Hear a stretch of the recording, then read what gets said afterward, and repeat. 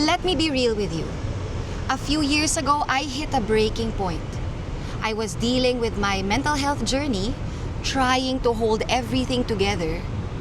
And then when I looked around, I realized that the people I was holding space for weren't really holding space for me. Welcome to Life to the Max. This is where we pause, breathe, and nurture our minds, bodies, and souls together. Whether you're seeking gentle guidance, practical wellness tips, or simply a moment of peace, you've found your safe space.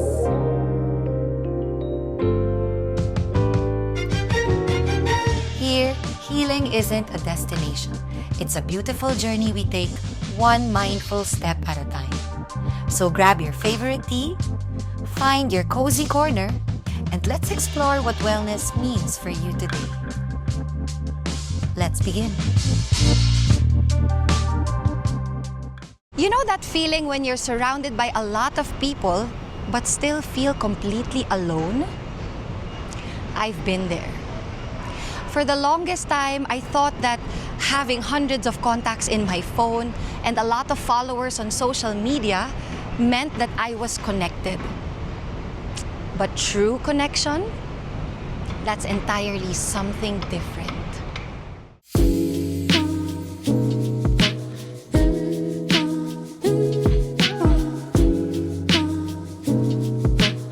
This was our Life to the Max launch party at Glass House last year.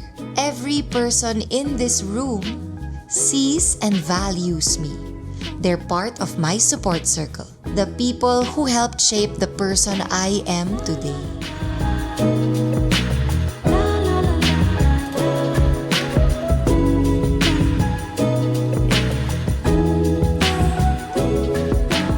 Hello, sweet souls! It's me, Maxene. Welcome back to Life to the Max. Today, we are going to be talking about something that truly helped me heal. Building a support circle that genuinely supports you. Because what I've learned about wellness is that it isn't just about what you eat or how you move your body. It's also about who you surround yourself with. Let me be real with you. A few years ago, I hit a breaking point. I was dealing with my mental health journey, trying to hold everything together.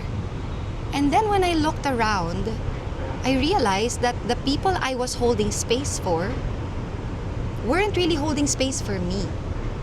I had relationships that drained me, friendships that felt like obligation, connections that only existed when I was giving.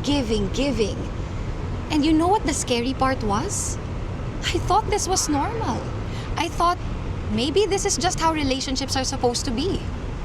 And here's the truth bomb that set me free. Not everyone deserves a seat at your table. And that's not being selfish. That's being intentional. I started asking the hard questions. Who lifts me up? Who celebrates my wins without jealousy?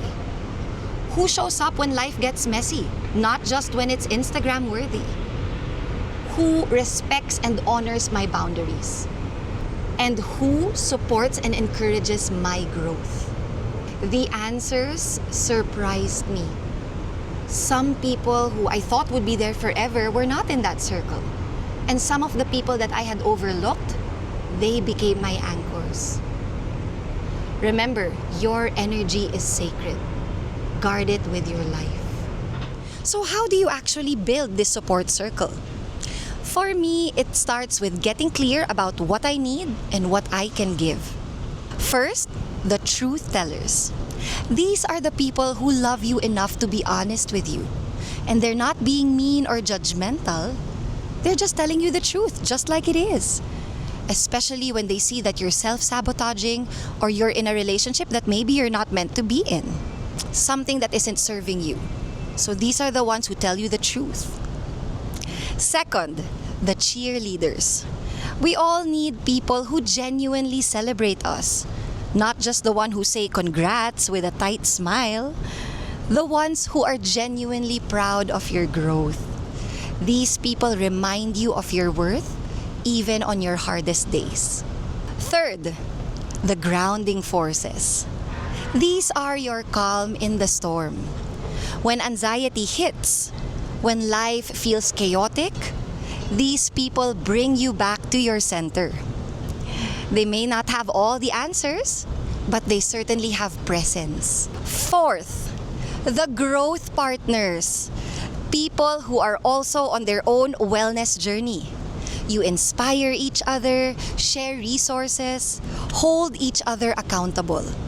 There's no competition, just mutual elevation. Fifth, the joy bringers. Don't underestimate this one. You need people who can just make you laugh, who remind you not to take life so seriously. They're the ones who bring lightness, especially when everything feels heavy. Now here's what's important. One person doesn't have to be all 5 pillars. And your inner circle, it doesn't have to be big. Quality over quantity always. Some of the loneliest people I know have the biggest circles. Now it's time for me to answer a couple of questions from my followers. Question 1. What if I feel like I don't have anyone in my support circle right now? First, I want to say I see you, I feel you, I've been there. And if you feel like no one is really supporting you, you feel like you're not getting encouragement from the people who really matter in your life, don't worry. It's okay. This is the reason why you have to learn how to support yourself. You have to learn how to celebrate yourself. Because you can't keep relying on external validation or on external support. We can't have that all the time. So during the times in your life when you feel like no one is there to support you, this is the time when you have to show up for yourself. And always pray to God. God will never make you feel alone. That's why He's there. He's just waiting for you to talk to Him. So just keep praying and just keep being your natural self, because that's how you will attract the people who are truly meant to be in your life. Question number 2. How do I know if it's time to let go of a friendship? This one's tough. So whenever I'm evaluating a friendship and I'm trying to see if this friendship is still worth my energy, I always ask, is this friendship lifting me up, recharging my energy, or is it actually draining me of my energy? Does this friendship make me feel safe to be who I am? If I express myself authentically, do they encourage it? Or do they make mean jokes, pretending that it's just a joke, but they're really trying to put you down? So it's a matter of safety. You have to feel safe in your relationships, whether it's romantic or it's just a friendship or even with your family members. You have to feel safe to be who you really are. Friendships, relationships that ask you to shrink yourself, to dim your light, those are not your people. So when you are evaluating your friendships, your relationships, make sure that you only keep the ones that really see you for who you are, not the ones who are trying to change you so that you can gain their approval. Those are not your people. That's how you'll know. Now, the hard part. What do you do when you realize that someone in your life is actually toxic? First, let's define toxic. I'm not talking about someone who had a bad day and someone who disagrees with you, not that kind. Toxic to me means someone who has patterns, consistent disrespect, manipulation, one-sidedness, violation of boundaries, or relationships that leave you feeling worse about yourself. That's how I would define a toxic person. Because they have unhealed negative energy inside of them, they unconsciously project it to the people around them. And sometimes, because we do have weak boundaries, we unconsciously allow these toxic people to affect us. Here's what I've learned through therapy and a lot of trial and error. You can definitely love someone from afar. You can still love them even if you know that you have to create a little bit of healthy distance. You are allowed to release people with compassion. It doesn't mean that you are attacking them or that you are telling them that they're evil or bad people.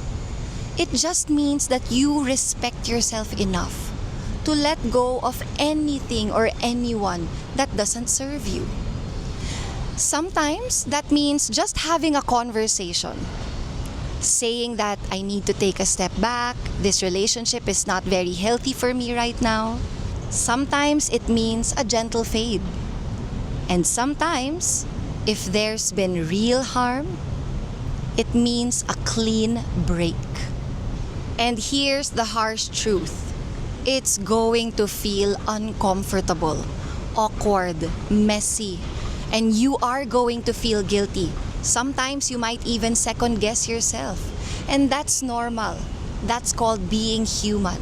Your peace is worth protecting. Even if people don't understand, even if it's messy, and even if you've known them forever. And staying in toxic relationships, that's not loyalty. That's self-abandonment.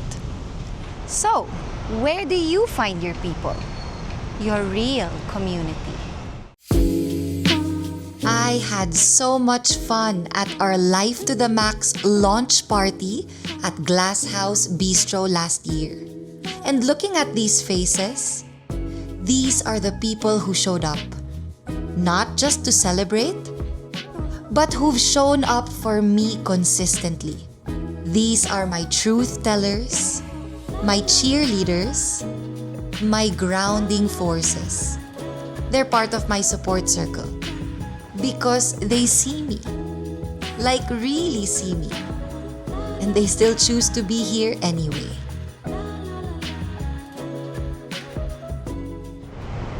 Here's the secret. Authentic community starts with being authentic yourself. If you want deep connections, you have to go deep. You have to be honest, be vulnerable. Remember that you do not attract what you want, you attract what you are. So be that person, be that friend that you want to be friends with. Trust me, stay true to your authentic self and the universe will bring to you the people who are truly aligned with you. It's not gonna be easy, it's gonna be hard, it takes time, but it's so worth it. Finding even just 1 or 2 people who genuinely see you is so much better than 1,000 surface-level connections. People will come and go, seasons will change, and that's okay. What matters is that you are being intentional. You are being honest about what you need and what you are willing to accept. Thank you so much for joining me for today's episode of Life to the Max. Until next time, make sure to choose your friends wisely and protect your energy. See you again!